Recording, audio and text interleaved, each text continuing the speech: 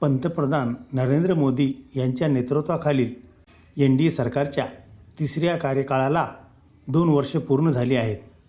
तसेच आगामी काळात काही राज्यात होणाऱ्या विधानसभा निवडणुकीच्या पार्श्वभूमीवर केंद्रीय मंत्रिमंडळात फेरबदलाचे वारे वाहू लागले आहेत. शिवसेनेच्या मशाल चिन्हावर निवडून आलेल्या 6 खासदारांनी बंडखोरी करून शिंदे गटात प्रवेश केला. ममता बॅनर्जी यांच्या तृणमूल काँग्रेसमधील काही खासदारांनी बंड करून भाजपला पाठिंबा दिला. आपचे खासदारही भाजपवासी झाले. या सर्वांना काही ना काही सत्तेचे गाजर देण्यात आलेले आहे. त्यातल्या काहींना मंत्रिपदाची आशा आहे. त्यामुळे मंत्रिमंडळ विस्ताराकडे संपूर्ण देशाचे लक्ष लागून आहे. अशा स्थितीत मराठवाड्यासाठी एक सुखद बातमी आहे. ती म्हणजे मराठवाड्याचे सुपुत्र आणि काँग्रेसमधून भाजपवासी झालेले चव्हाण यांना मोदी मंत्रिमंडळात प्रवेश मिळण्याची शक्यता आहे.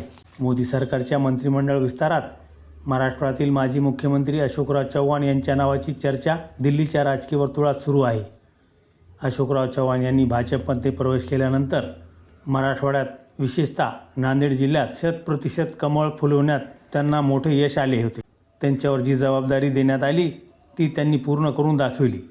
अशोक चव्हाण यांचा वापर मराठवाड्यातील भाजप वाढीसाठी करता येऊ शकतो.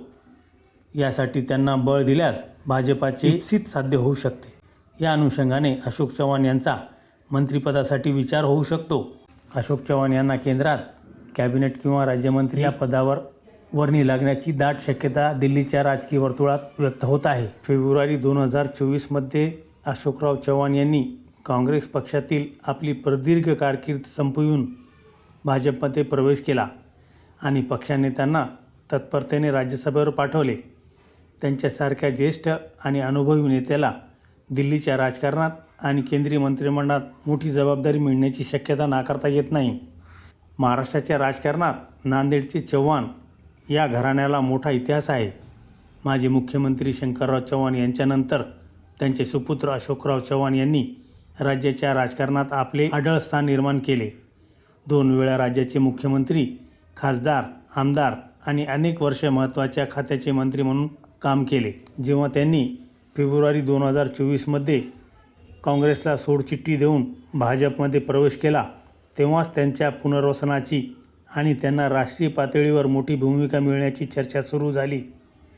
सध्या ते भाजपचे राज्यसभा खासदार आहेत आणि आगामी काळात त्यांना केंद्रीय मंत्रिमंडळात स्थान मिळण्याची दाट शक्यता वर्तवली जात आहे. अशोक चव्हाण यांचा भाजपमध्ये प्रवेश हा महाराष्ट्राच्या राजकारणाला मोठा धक्का देणारा ठरला. काँग्रेसचे प्रदेशाध्यक्ष आणि मुख्यमंत्री राहिलेल्या नेत्याने भाजपची वाट धरल्यामुळे मराठवाड्यात काँग्रेसला मोठे भगदाड पडले होते. भाजपने चव्हाण यांच्या ज्येष्ठतेचा आदर करत त्यांना प्रवेशाच्या अवघ्या काही दिवसातच राज्यसभेची उमेदवारी दिली आणि ते खासदार म्हणून निवडून आले. चव्हाण यांनी स्वतः अनेकदा स्पष्ट केले की त्यांना राष्ट्रीय पातळीवर काम करण्याची इच्छा आहे आणि पक्षाची रणनीती व नियोजनात सहभागी व्हायला आवडेल. ही पार्श्वभूमी त्यांना केंद्रात मंत्रिपद मिळण्याच्या शक्यतेला बळ देते. अशोक चव्हाण यांना केंद्रीय मंत्रिमंडळात स्थान मिळण्यामागे अनेक राजकीय आणि प्रशासकीय कारणे आहेत.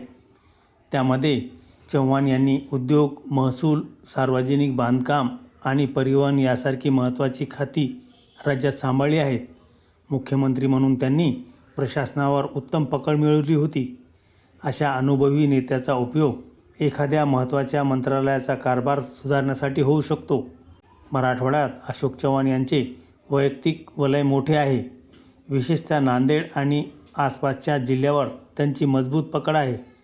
मराठवाड्यात भाजपला आपली ताकद वाढवण्यासाठी आणि प्रादेशिक समतोल साधण्यासाठी चव्हाण यांना केंद्रात मोठे पद देणे फायद्याचे ठरू शकते. संसदेत आणि संसदेबाहेर विरोधकांना तोंड देण्यासाठी भाजपला अशा नेत्यांची गरज आहे ज्यांना काँग्रेसच्या कार्यपद्धतीची खडानखडा माहिती आहे. चव्हाण यांच्याकडे तो अनुभव पुरेपूर आहे. अशोक चव्हाण यांच्या मंत्रिपदासाठीही काही अडचणी आणि अडसर आहेत. कारण भाजपमध्ये आधीच अनेक ज्येष्ठ नेते आणि जुने निष्ठावंत केंद्रीय मंत्रिपदाच्या शर्यतीत असतात. बाहेरून आलेल्या नेत्याला थेट कॅबिनेट किंवा राज्यमंत्रीपद दिल्यास अंतर्गत नाराजी निर्माण होण्याचा धोका भाजपमध्ये दिसून येत आहे. 2024च्या लोकसभा निवडणुकीत नांदेडमध्ये भाजपच्या उमेदवाराचा पराभव झाला होता. चव्हाण यांच्या भाजप प्रवेशानंतरही तिथे अपेक्षेप्रमाणे यश न मिळाल्याने पक्ष नेतृत्व त्यांचा राजकीय प्रभाव आणि कामगिरीचे पुनर्मूल्यांकन करू शकते. काँग्रेसमध्ये असताना चव्हाण यांच्यावर आदर्श गृहनिर्माण संस्था घोटाळ्याचे आरोप झाले होते. त्यामुळे त्यांना मुख्यमंत्रीपदाचा राजीनामा द्यावा लागला होता.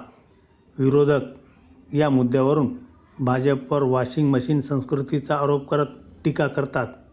त्यांना मंत्रिपद दिल्यास विरोधकांना पुन्हा एकदा सरकारवर टीका करण्याची संधी मिळू शकते. एकंदरीत अशोक चव्हाण यांना भाजपकडून प्रवेशावेळी मंत्रिपदाचे आश्वासन देण्यात आल्याचे सांगण्यात येत आहे. जर अशोक चव्हाण यांचा मंत्रिमंडळात समावेश झाला तर त्यांचा अनुभवाचा विचार करता त्यांना उद्योग, नागरी उड्डाण, जहाज बांधणी आणि बंदरे किंवा अन्न व नागरी पुरवठा यासारखे महत्त्वाचे केंद्रीय खाते दिले जाऊ शकते. त्यांच्या वडिलांनी केंद्रात गृह आणि वित्त यासारखी महत्त्वाची खाती सांभाळली होती. त्यामुळे अशोक चव्हाण यांनाही केंद्रात मोठी जबाबदारी मिळणे ही त्यांच्या राजकीय वारशाची पुढील पायरी असेल. एकंदरीत अशोक चव्हाण यांना केंद्रात मंत्रिपद मिळण्याची दाट शक्यता आहे.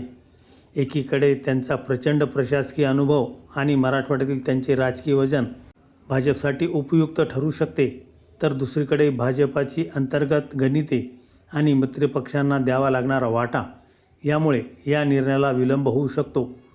तथापि राष्ट्रीय पातळीवर काम करण्याची चव्हाण यांची इच्छा आणि पक्षाने त्यांना राज्यसभेवर पाठवून दाखवलेला विश्वास पाहता भविष्यातील केंद्रीय मंत्रिमंडळ विस्तारात किंवा फेरबदलात त्यांच्या गळ्यात मंत्रिपदाची माळ पडल्यास नवल वाटायला नको. महाराष्ट्राच्या राजकारणातून दिल्लीच्या पटलावर चव्हाणांची ही नवी इनिंग कशी रंगते हे पाहणे औत्सुक्याचे ठरेल.